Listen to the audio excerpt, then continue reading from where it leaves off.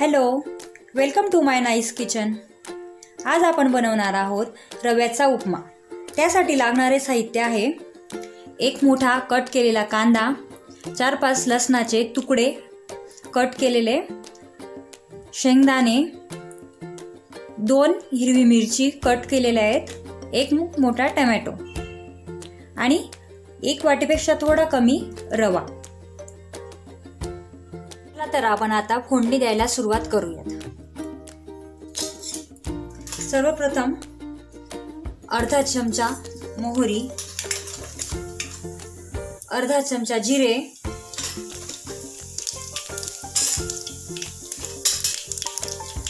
लसणाचे कट केलेले तुकडे, शेंगदाणे,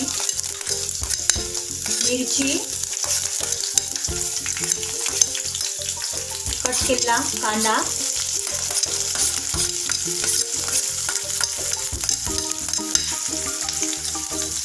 आणि टोमॅटो।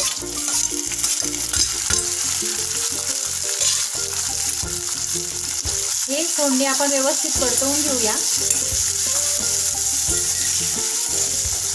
इकडे साईडला आपण उपायासाठी लागणारं गरम पाणी केलेलं आहे।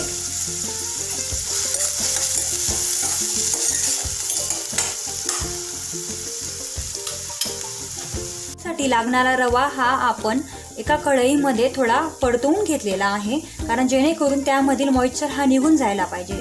तर मॉइश्चर निघून गेल्यामुळे आपला रवा हा थोडा छानपैकी रुचकर आणि खूप स्वादिष्ट बनतो आणि थोडा मोकळा पण होतो। अशा नवनवीन टिप्ससाठी चॅनलला फॉलो करा आणि सबस्क्राईब करा आणि लाईक करा। पण फोडणी व्यवस्थित परतवून घेऊया। बघा, तुम्ही बघू शकता फोडणी छान परतली गेलेली आहे, छान भाजली गेलेली आहे।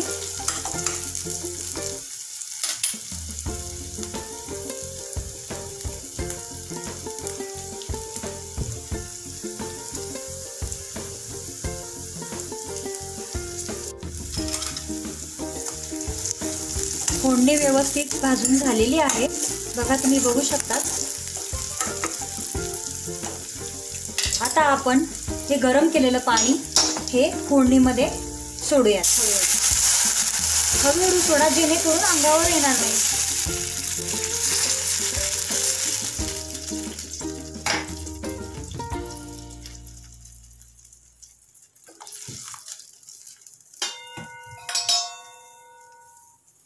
आता व्यवस्थित हे पाणी उकळू द्यायचं आहे, जेणेकरून फोडणीचा स्वाद हा पाण्यामध्ये उतरेल,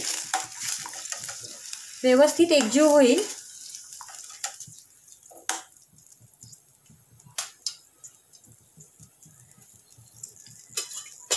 आपण यामध्ये आता थोडी चिमूटभर हळद घालणार आहोत। हळद ही पूर्णपणे ऑप्शनल आहे, तुम्ही नाही टाकले तरी चालेल उपम्यामध्ये हळद, पण मी टाकते।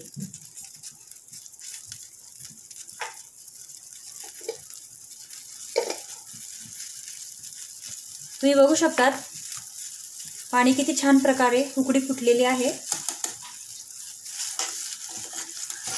असंच 1-1.5 मिनिट हे उकळी येऊ द्या, मग आपण यात रवा सोडणार आहोत। छान उकळी आलेली आहे। आता आपण यामध्ये हा भाजलेला रवा हा हळूहळू सोडून घेऊयात। तर हा आपल्याला व्यवस्थित ॲड करून घ्यायचा आहे आणि व्यवस्थित परतवून घ्यायचा आहे।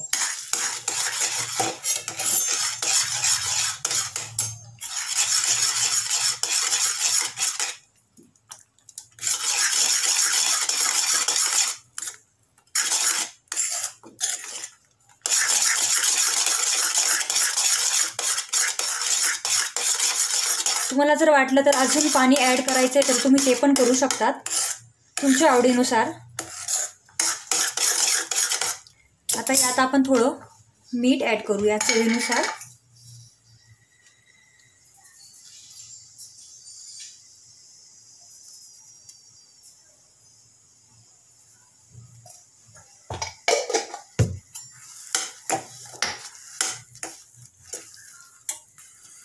थोडं अजून पाणी ॲड करणार।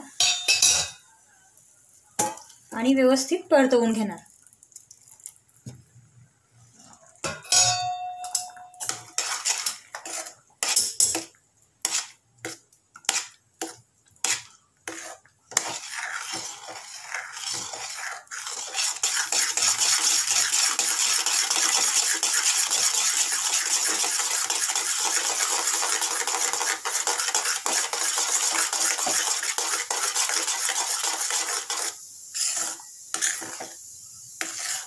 अशाच नवनवीन रेसिपीजसाठी चॅनलला सबस्क्राईब करा. आपला उपमा हा रेडी झालेला आहे. तुम्ही बघू शकतात, खूप छान सुवास दरवळतोय. खूप छान. अशाच साध्या आणि झटपट होणाऱ्या रेसिपीसाठी आपल्या चॅनलला फॉलो करा. आपल्या चॅनलवर अशाच साध्या, सिंपल आणि झटपट होणाऱ्या रेसिपीज या तयार होत असतात. त्यासाठी तुम्ही नक्की प्रत्येक व्हिडिओ बघत चला. धन्यवाद.